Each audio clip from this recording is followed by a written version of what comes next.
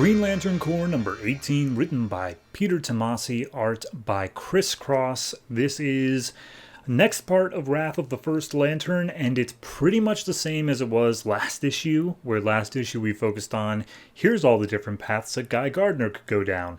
This one is focusing on John Stewart.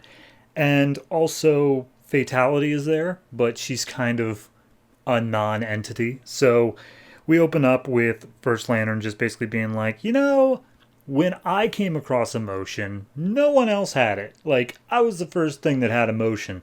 But then I realized a lot of you guys nowadays really thrive off of emotion. So that's making this so much more interesting to go through all of your histories.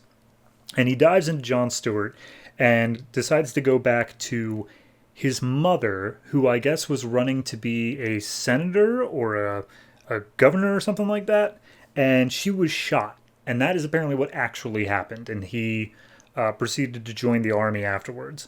However, he says, well, what if that didn't happen? And then we see John intervenes, stops the gunman. She ends up being elected to Senate and then apparently to vice president. And then John Stewart just works as an architect. And it's like, well, that's kind of boring. Anyway, let's try something else. So then we see, all right, he gets the Green Lantern ring when he's out in the desert. And we cut to the part where he allows an entire planet to die. Planet of Zanshi, which is in canon. That did happen. Apparently something about the yellow impurity. He didn't know about it and he let a whole planet die. And afterwards he became somewhat suicidal. And in actual continuity, he's like, no, I'm doubling down and I'm going to be an even better Green Lantern because of this failure. But then First Lantern's just like, okay, but what if you shot yourself? And John's like, okay, what if I'd be dead? That's what would happen. He's like, yeah, but like, it could have happened. And then he turns over to Fatality and be like, all right, and what about her? And it's like, all right. So we see a fight scene between the two of them, and Fatality impales John on her weapon, which I don't know if that happened, but I'm assuming not, considering that John's not dead. And we see his ring fly off. And then First Lantern's like, you guys got this weird thing going on, because Fatality, I didn't know this, is the last survivor of Zanshi. And that's why she's kind of miffed at John Stewart. But he's like, yeah, you got a weird thing going on here. So what if we make this love even more tragic? And we see that he gets impaled still, but then John uses his ring to grab Fatality, whip her around onto her own weapon that's still sticking out of her back, and then they both die. And he's like, yeah, all right, that's grim. Let's move on to something else. So apparently at one point John Stewart was offered the ability to become an Alpha Lantern, who, as we know in the course of this book, are like internal affairs for Green Lanterns. And he turned it down, but then in this scenario, he decided to accept it. And he gets some sort of crazy-ass surgery to become this almost like a knight-looking guy. And he goes around and just kills a bunch of Green Lanterns for breaking rules, including, I believe, Kilowog and Guy Gardner. And John's like, okay, but I didn't do that. I didn't let them do that to me.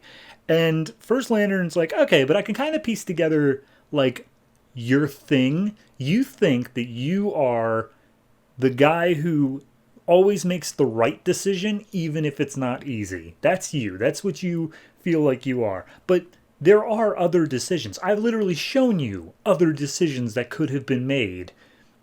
So let's just take this to its logical extreme. Mogo was taken over by Krona, and it allowed the entire Green Lantern Corps to be taken over. And John's like, no, it didn't. I blew up Mogo. We literally just dealt with that 2 issues ago. And he's like, right.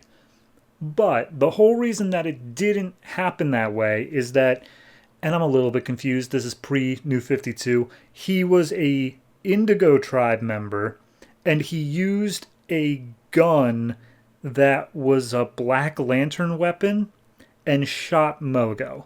And at this point, Kyle, who's a Blue Lantern for some reason, shows up and he's like, John, you can't do this. And he's like, I have to do this.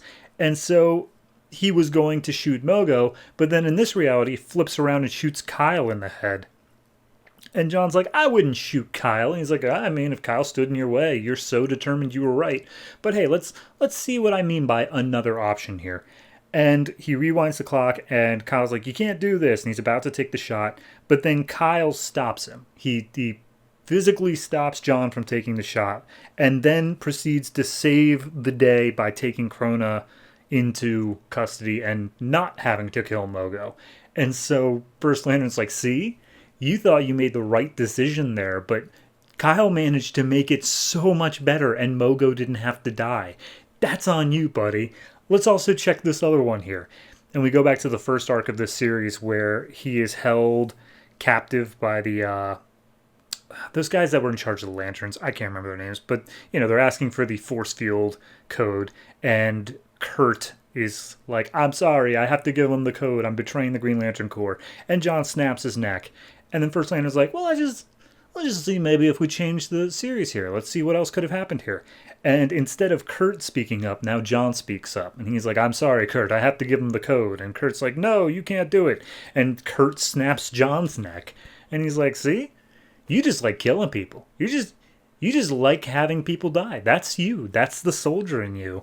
And it seems like no matter what you do, every single one of your choices always ends up in the same place. And we see John being marched into the execution chamber on Oa, and he is destroyed and vaporized by the Guardians.